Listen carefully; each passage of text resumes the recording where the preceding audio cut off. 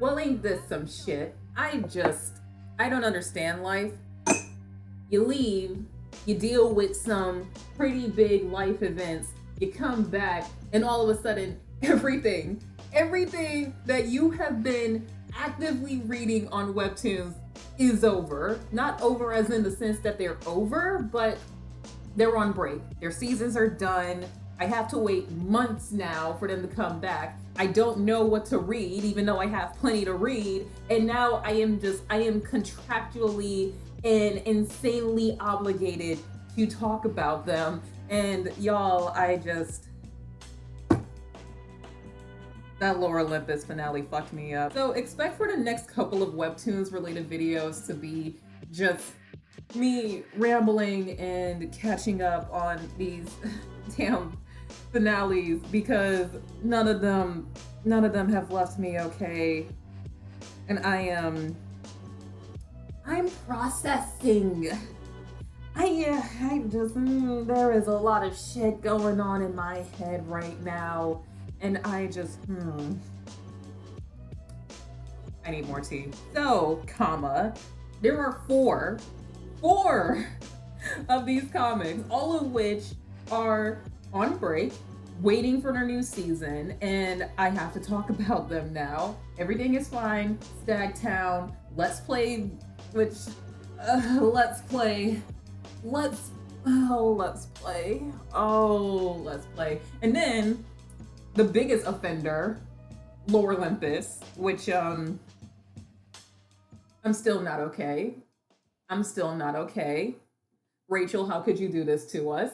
How, woman, how? So, spoiler alert, I love these comics. You should read all of these comics. They are fantastic. Their finales were wonderful in their own ways, and I am excited. I am ecstatic for the next season, but who knows when that's gonna be, because right now, there is no release date for a new season for any of these comics. So, in this video, I just want to go through the two horror comics because they had pretty short and not as intense seasons as Let's Play and Lore Olympus, and I just kind of want to knock both out at once. And of course, these videos are going to have spoilers. I mean, what do you expect? This is an entire review, rambling, whatever you want to call it, on the seasons of these webcomics. I'll briefly give a spoiler-free summary because, again, I do think you should read these comics. They are all great in their own way, but as soon as that brief summary is over, we're getting right into the spoilers. So if you need a good comic to read, a good horror comic to read, just pause the video or go down to the timestamps. Feel free to just skip ahead to the summary or the spoiler part and then go read these comics, come back to this video and tell me I didn't tell you. Tell me I didn't tell you. So I'm gonna start off with Everything is Fine because I've already made a video on this comic a couple of months ago, and Mike actually saw the video. I briefly talked to him. He is such a cool dude. So Mike, if you're watching this, wow. That finale, yeah.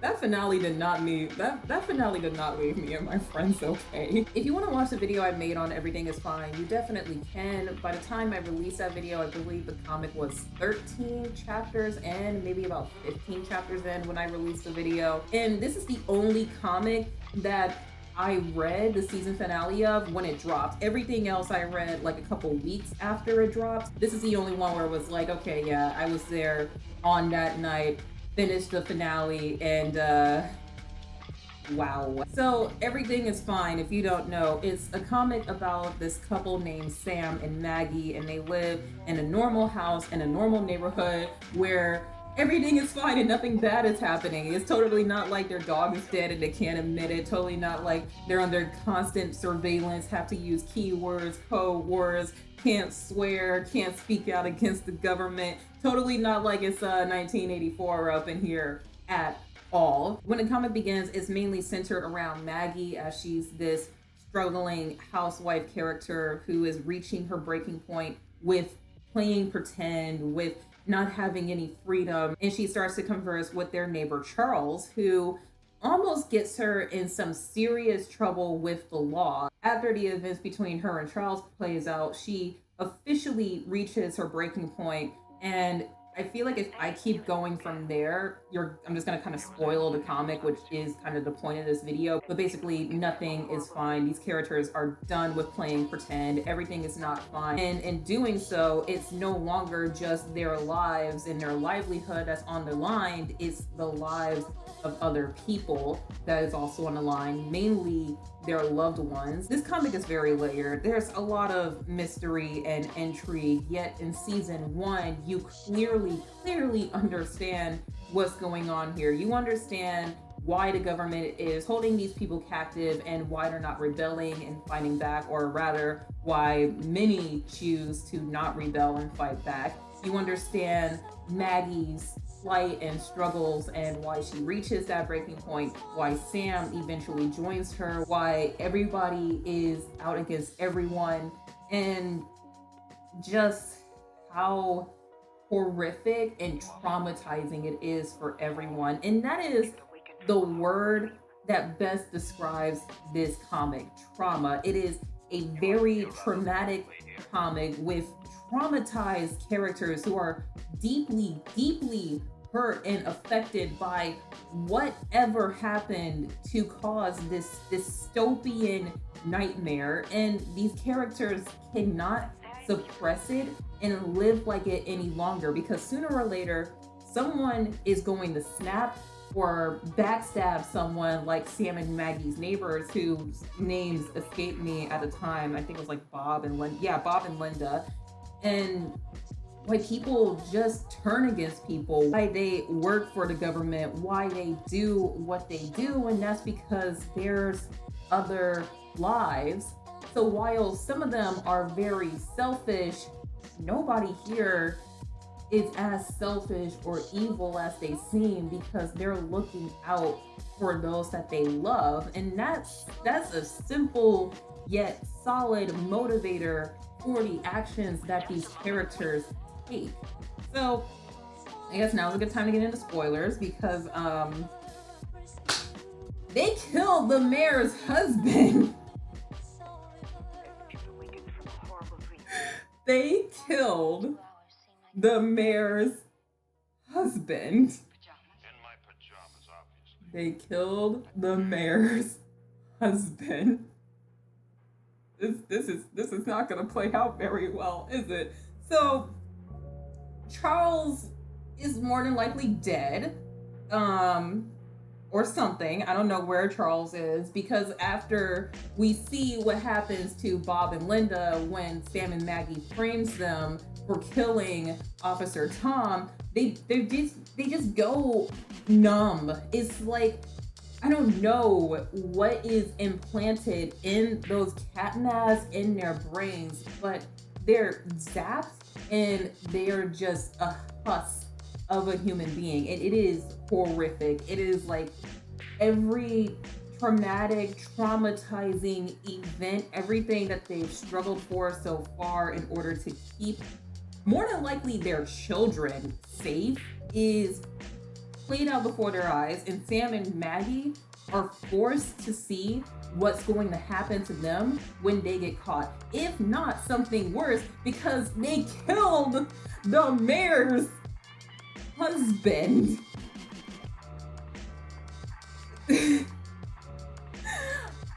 I'm still not over that. They are so fine. And then the mayor comes out, and not even she can admit her husband is dead.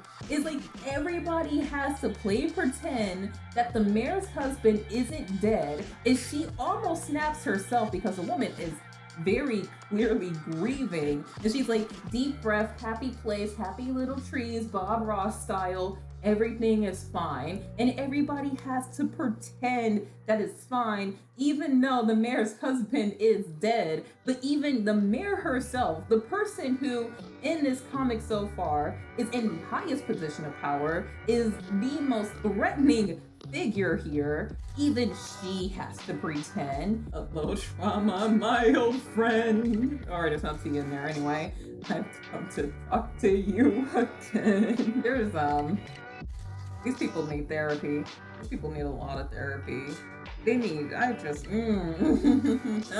trauma, trauma, trauma, trauma, trauma, trauma here, trauma there, trauma everywhere. I'm going crazy just thinking they killed her husband. I know I keep saying that, but it is true. This is, hello, the consequences of my actions. How are we going to work around this one? Not only that, they framed Bob and Linda. So what's going to happen to their kids? What's going to happen to their loved ones? What's even going to happen to their bodies? What happens to people who go against the government and are terminated? We don't know. So what happened to Charlie? What about Charlie's kid? What Charlie did when he got caught, he brought that on himself. Okay, and to be honest, it was only just a matter of time until he got caught, because Bob and Linda are trying to move to like this affluent neighborhood that Sam and Maggie are in now. They took their spot after ratting out Bob and Linda. I guess if you want to live in this pristine little community by the lake, you have to be a dick and rat out other people for conspiracies against the government and getting good with the mayor whose husband is now dead. And oh boy, we'll get to the cause part in a minute. So anyway, there is so many consequences to these actions just to pretend that everything is fine. You're sacrificing yourself, your safety, your mental health. You're sacrificing other people's health, safety, and health. You're sacrificing their loved ones, their children, their family, all to getting good with the government. Yeah, that's a dystopian nightmare we're totally not heading for right now with recent days. And I'm not going to joke about that because what's happening in Ukraine is horrific and scary, and I will link ways that you can help the people of Ukraine down below. And then we get to the cops, which what do you have to do to become a cop in this world? Because clearly it's not like police brutality doesn't exist in the world of everything is fine. If you're going to become a cop, you probably have to do the same thing Bob and Linda try to do to Sam and Maggie. You probably have to sacrifice someone and their family in order to get into that position of power. So there's probably some kind of hellish, nightmarish training undergone here, because cops have the power to terminate citizens. They're not trying to keep the citizens safe, they're trying to keep the government safe. And then what about the mayor, who is again the biggest threat so far? I mean, we just kind of went up some stairs right here, didn't we? Like, it was just level 1 boss with Bob and Linda, then you get to Officer Tom, and now we have the mayor. And I'm terrified of that woman. I'm terrified for and of that woman. Again, the word of the day here in this comic is trauma. I feel like trauma is the main theme of everything is fine. Nobody here is okay. Everybody here is traumatized. So what about the mayor, who is suppressing so much and has probably gone through so much in order to get into that position of power where she is a part of the government? She is overviewing and governing all of these people, and she is just the first step to getting in with the conspiratorial government leadership that, like, she's threatening, of course, but she is probably nothing compared to what's going on behind the scenes. She is small fry. It's not like she's a governor, and it's not like she's the president. So what about her? I don't know. I don't know how Sam and Maggie are going to be able to get around it. I don't know how they're going to be able to talk and plan openly and freely like in the basement. It's not like they can just write notes or exchange them like that, because chances are there's something monitoring them at all times. Maybe it's with the cat heads. Maybe there's just hidden cameras everywhere. Who knows? But there is a secret police that is watching them at all times. I especially believe that in the community that they're in now, security is just heightened. And if you screw up once, you're gone. It's not like Maggie can just go out to the store again and buy a bunch of aluminum foil and repaint the basement with her model trains like she did last time. She is probably being more monitored, more censored, and this is going to require a lot of planning and creativity to get around this hurdle that's even higher to jump. But there is a silver lining. Maggie has Sam now. Sam is also done pretending.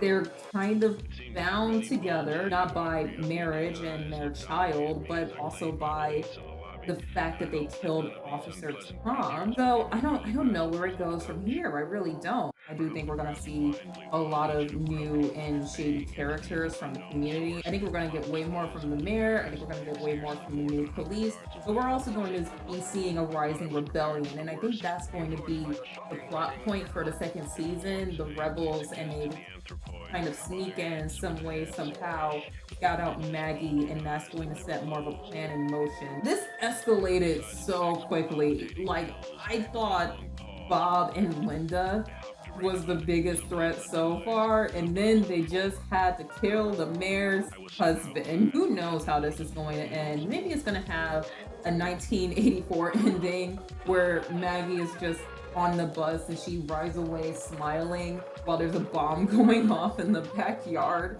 Or maybe the bad guy wins. And you know what? If the bad guy wins, I'm not going to be mad at that. If anything, I'm of the belief that bad guys should win more. But either way, this was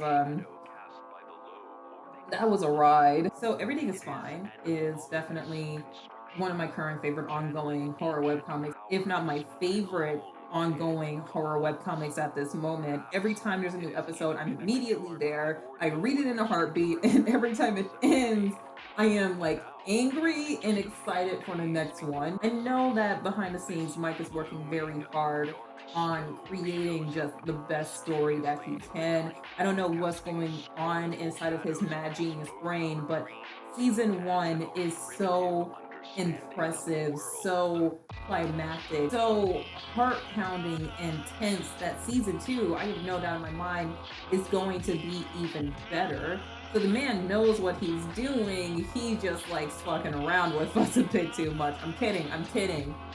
Maybe I'm kidding. But yeah, Everything is Fine. Everyone is traumatized. That should be the subtitle for this comic. Everyone is traumatized. Either way, I am terrified about season 2. Oh, Stagtown. Oh boy. Okay, so I had a script for this video written out. It was in the process of being edited. And then this morning, after I posted my update video, I went into my Google Docs. I was looking for all the scripts I was working on ever since last summer, and they're gone. All of my scripts, all of my notes, everything gone, terminated. Don't know what happened to them. I would never delete my scripts, but I don't know what happened. So back to square one, I guess. So here I am talking about Stagtown. I think I'm just gonna go through it chapter by chapter because this was another webcomic that has a lot going on. So Stagtown, another one of those comics I got into pretty early when I started publishing. I didn't read it while it was in Discover or Canvas or whatever you want to call it. It's always going to be Discover to me. And I started reading it because the art style caught my eye. The art of Stagtown instantly reminded me of old Tokyo Pop comics. If you guys remember Tokyo Pop, I think Tokyo Pop is still around nowadays. Anyway, I looked at the bio, and sure enough, the creator of Stagtown is a comic veteran who has published under Tokyo Pop.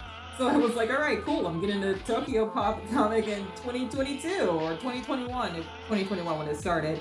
And Wow, that did not disappoint. So Stagtown is this horror mystery comic about the character Frankie, who recently moved back to her hometown, Stagtown, this fictional town hidden somewhere in the mountains where you have to get in by like a bridge or a river or whatever. However, she just got out of college. She works from home, and she has this weird neighbor named Jeremy, who's again pretty weird, but he's also pretty harmless. Then one day, surveillance cameras pop up out of nowhere, and they multiply, and now they're everywhere, and people start hiding from the cameras by wearing masks and carrying umbrellas. Gee, that totally doesn't remind me of real world events there. And Frankie is trying to leave town with her friend Jeremy because they're like, fuck this shit. I don't know what's going on here, but I don't want to be a part of it. They try to exit by the bridge,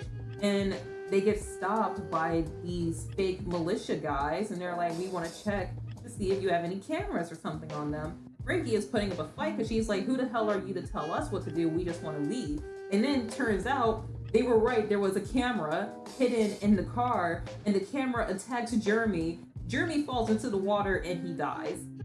But we all know he's not dead. Spoiler alert, just trust me. Read chapter 1, you know he ain't dead. Of course, he cannot be dead. After Jeremy dies and Frankie, of course, witnesses the death, she decides to stay in Stagtown. Because although Jeremy is this weird conspiracy dude, he seems to have known something about what's going on. So Frankie, out of obligation and guilt for someone who was her friend, decides to stay around and go through Jeremy's notes and figure out what's going on. And we continue on from there with events escalating, becoming more real, more lethal, and more deadly. And no matter how much Frankie decides to either stay and uncover the mystery or leave, she's always a target and hunted down by this town and whatever controls it. That's the basic premise of Stagtown.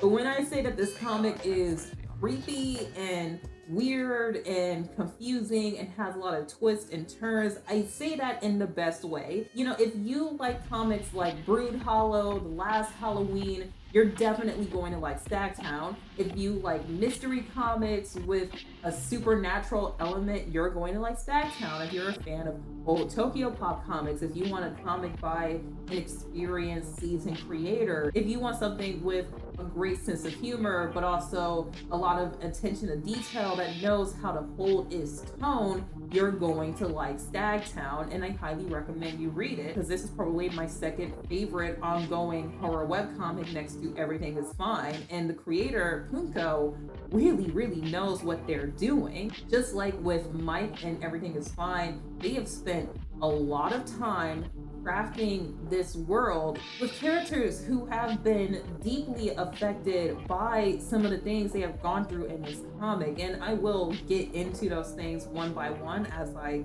go through each chapter, but let's just say when Frankie was trapped underground, I felt choked with her. So chapter 1 was Surveillance, and that was the one that kicked off the comic where we're introduced to Frankie and Jeremy.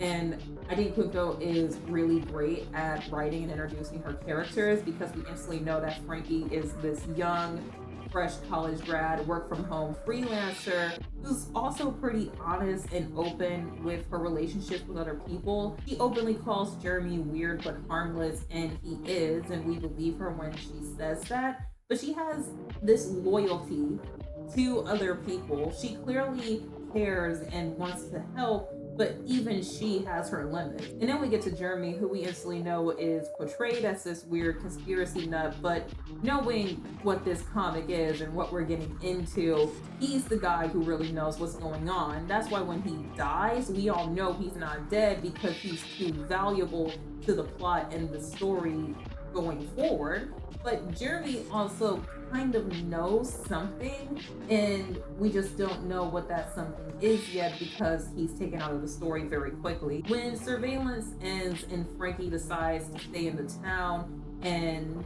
try and uncover what Jeremy knew, is very believable because she did have a friendship with Jeremy, and although she did want to leave after witnessing his death, that's a pretty traumatizing and traumatic moment. So, although he was this weird dude, he clearly knew something that nobody else knows. It's not just main character in a horror comic itis that keeps her in Stagtown. It's loyalty to a friend after a very traumatic and triggering moment that she decides to try for him, but it doesn't last very long, as we see in chapter 2, which is the Marble House. Marble House is probably the second most terrifying part of this comic because, oh boy, the artwork, like when the kids just spit up and vomit marbles, that is creepy. And then Frankie goes to the old lady, and the old lady is a husk, and she's just screaming, I lost my marbles. And Frankie runs and she breaks the window and she's hurt, and the kids are like, hey, we know where you live. All of that is so incredibly fucked up, and it is one of, if not my favorite part of this comic. Like, Marble House was the part of the comic that was just like, okay, I'm here, I'm staying, I want more, give me this, more of this, please. But Marble House was also the first time that we saw Frankie's limitations. She was like, Jeremy or not, I'm not risking my life and safety for this bullshit, so we're getting out of here. The freaking Marble Kids, man, the freaking Marble Kids, that was so freaking cool. That was amazing to read. Yeah, Marble House was 10 out of 10. Carousel is my least favorite chapter of the story. It's mainly an exposition dump chapter, and I've reread this comic twice, and every time I get to Carousel, I'm just like, I'm not feeling it.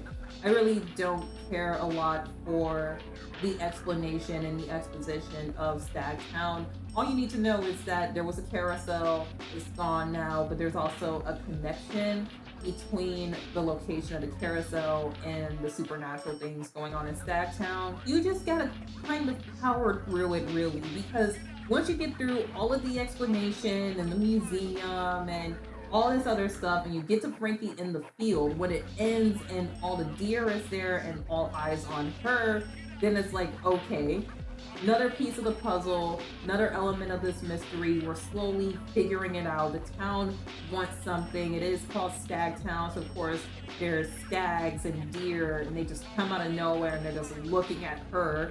And she's a target. She's their target, but in a different way from the Marble Kids, because the Marble Kids are also watching her. They know where she is. They know that she's not going anywhere because the town is keeping her trapped. But I feel like the deer looking at her and watching her compared to the Marble Kids, it feels a little less threatening with the deer and the Marble Kids. And I don't know why. Maybe it's because when the Marble Kids came out and revealed their true colors, it was a very terrifying event. But when the deer come out and do their reveal for the first time, they're just kind of silently there.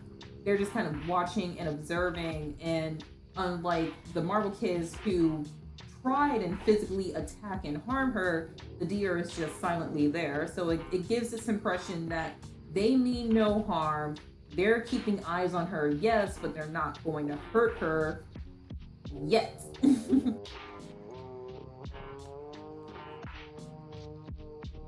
All right, it's a new day, several days after the first half of this video, because my camera died on me when I was in the middle of talking about the new chapter, and I haven't been able to record since then. So I just kind of want to finish this video and edit it so I can go on to the next video I want to make. So anyway, under the chapter that proved to everyone just how incredibly skilled Punko is as an artist. If you look at Punko's behind the scenes content, Punko goes hard with ensuring detail. They literally take the time to print out and construct miniatures just to make sure that the set and setting, when they draw it and they draw these characters into it, is in just the best perspective possible. And then we get to Under, which seems like a chapter that wouldn't require a lot of that attention to detail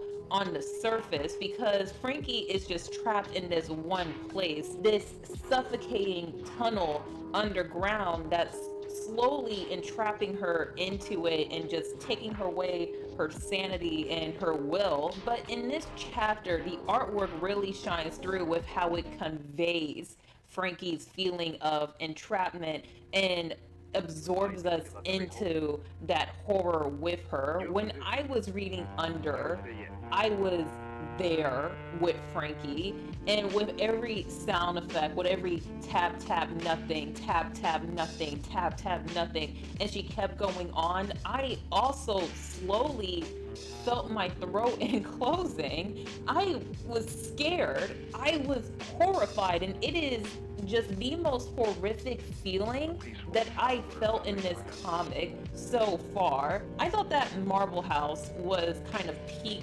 horror for this comic until Under came out. And I've reread this comic 3 times, and there is still not a chapter that pulls me into a setting, its world, its character, its just traumatic experience that this comic puts its characters through, because facing off against some unknown demon with a friend is one thing, but being trapped alone in a setting where there is nowhere to run, nowhere to hide, and it really does truly seem like this is it, this is the end, because where are you going to go? What about food and air and all these other things that you have to ration? Who knows? You're stuck in this tiny space, and there's nothing. There's nothing for you to do than to keep going on, even though you know that there's probably no end in sight. And that's truly terrifying to me. Going forward, of course, this chapter would just continue to affect Frankie, and that's one thing I love about this comic that other comics don't do. It actually traumatizes its character by putting them through actual traumatic events that should affect their characters going over. That's something that I really don't like about comics like The Promised Neverland and My Hero Academia, because Emma and Deku go through so many traumatic events, and they just come out unscathed, and they just keep going as this with this overly optimistic garbage, when I'm just reading these and I want to scream, bitch, where is your trauma? If Hiro Aka was able to leave Bakugo traumatized after he was kidnapped, why the hell can't Deku be traumatized? Why can't Emma feel phantom pain after losing her ear? But Punko doesn't do that in Stagtown, thankfully. Neither does Mike with Everything Is Fine. They put their characters through horrific events, and they continue to throw rocks at them, which, if you ask me, is how good storytelling should be. If you're gonna put a character through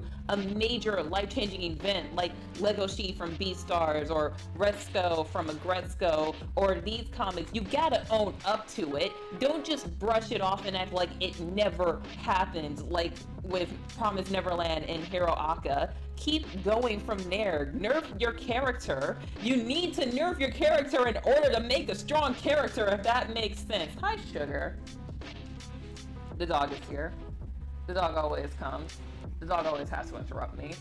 Okay, moving on. Dead Man Switch, The Way Out, and Alone. These are the chapters that introduce the new character Felix, who I don't know if he is my new favorite character, but I just adore him so much because he is adorable and I just love him. Thank you, Punko, for giving the world another gym buff who's also a crafter. It makes me so happy as a fellow gym sis who crochets. This boy makes me so happy. I love him. I love him so much.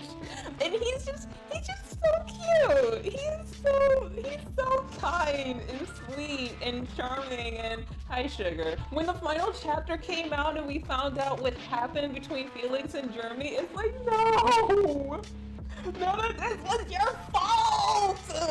God damn it. Boys, you're both pretty. I love you both, but damn.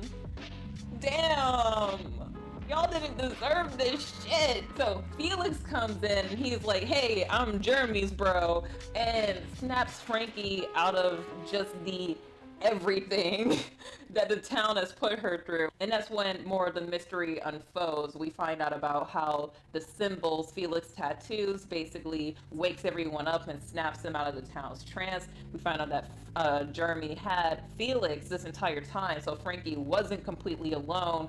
They just had to find each other eventually. But of course, now that they're together, the town just has to amp up the horror and of course tries to attack and kill them. Yeah, okay, sure, Stagtown. Let's just kill my boy. Let's just kill all my boys. I'm used to it at this point after years of reading these goddamn webtoons.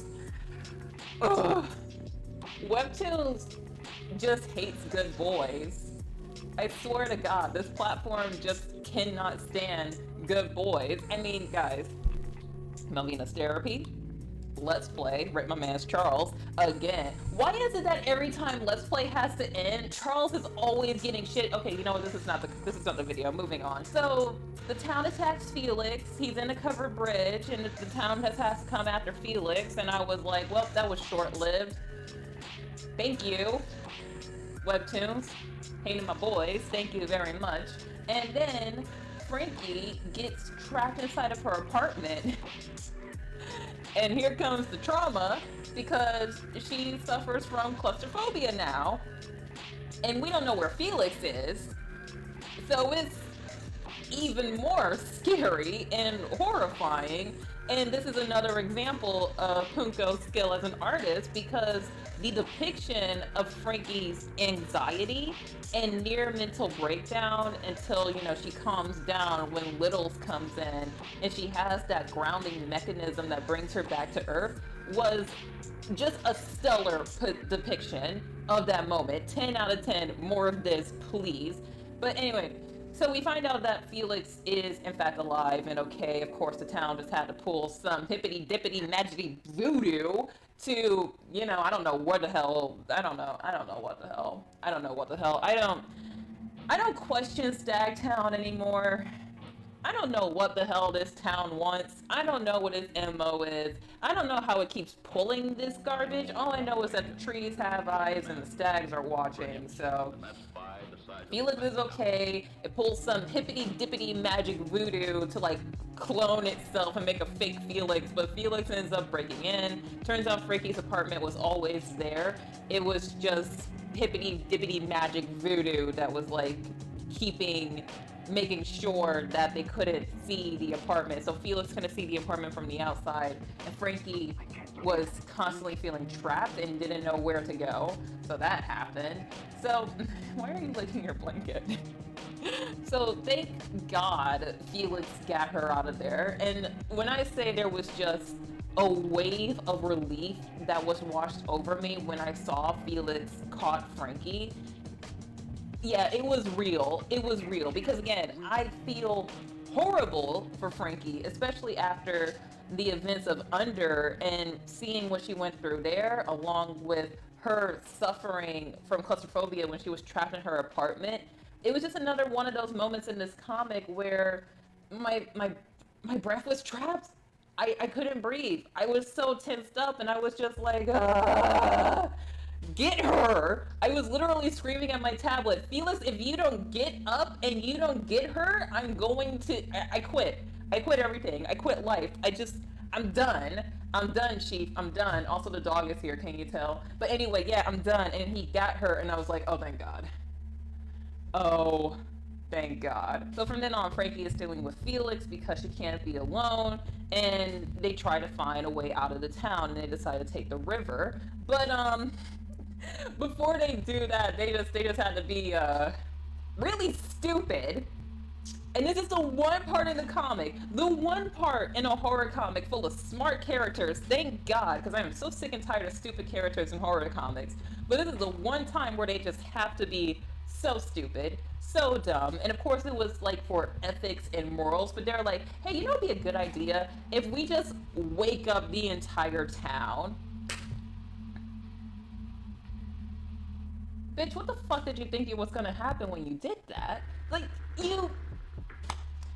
they painted the eye symbol all over the town, and of course the town wakes up and Everybody is losing their shit. Everybody. There is not one person in Stagtown who isn't traumatized and horrified by whatever the hell the town is doing. You are the only two people who can handle this, bruh. Okay?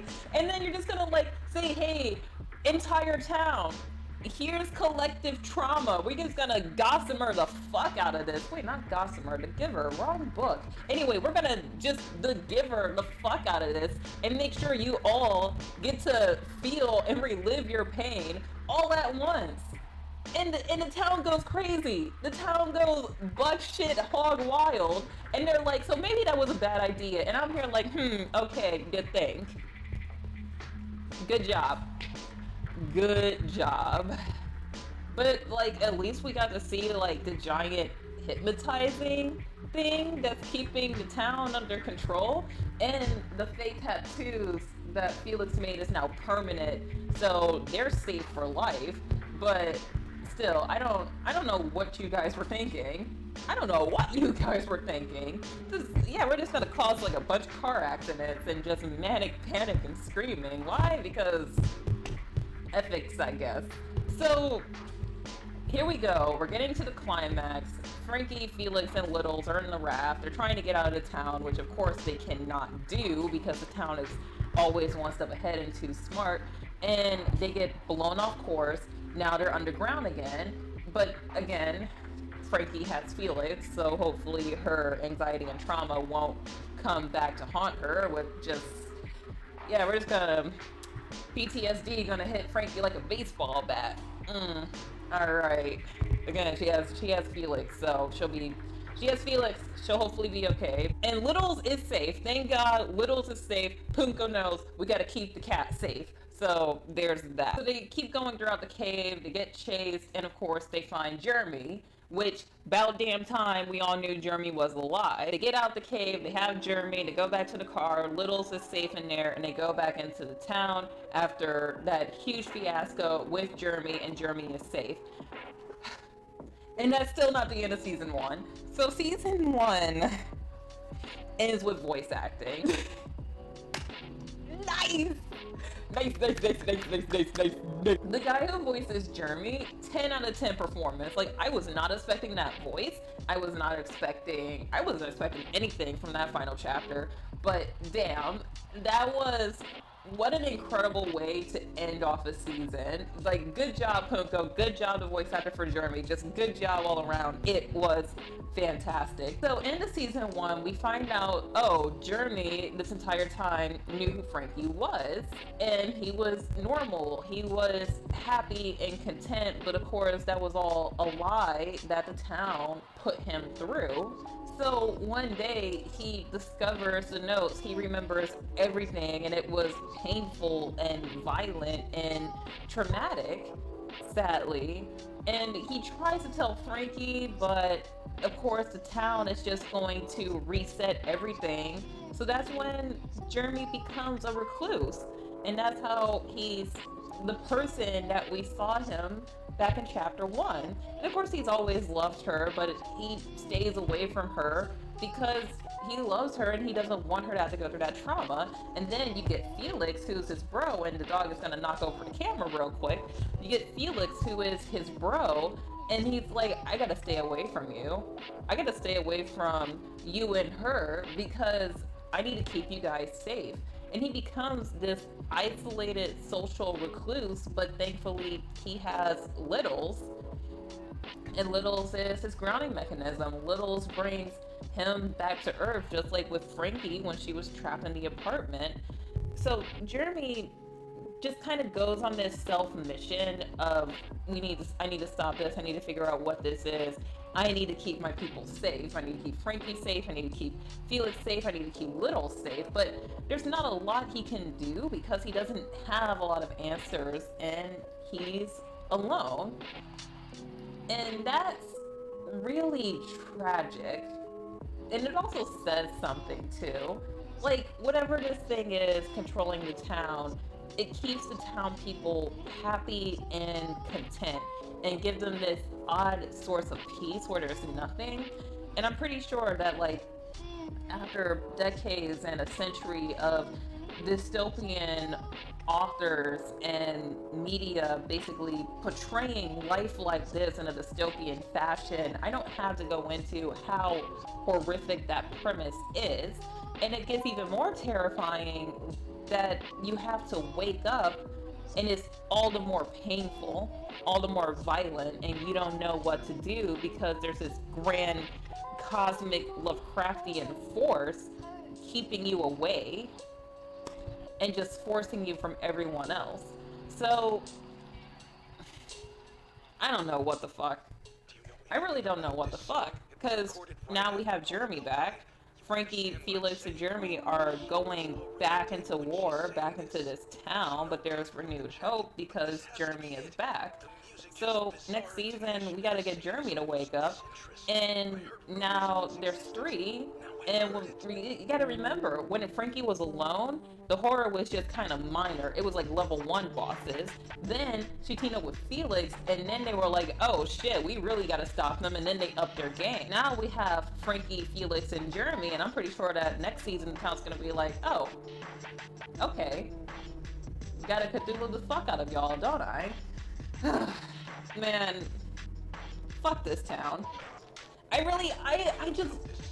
wish I was as smart as the people in the subreddit who knew what was going on more than I do. And if you do know what's going on, don't spoil it for me, because there's a reason why I don't read that subreddit. I don't know, and I don't want to know right now. I just want to watch the events of all of this unfold before me and just enjoy it as much as I can. But like, this mystery, this freaking town, man, and this freaking mystery, man, I really don't know what's going on here anymore. All I know is that the gang's back together, the town is sucky, we're gonna get another season soon, and that's about it. That's about it. Ugh. Man, seriously, fuck this town. So, yeah. Those were those two comics. I don't know what's gonna happen from here.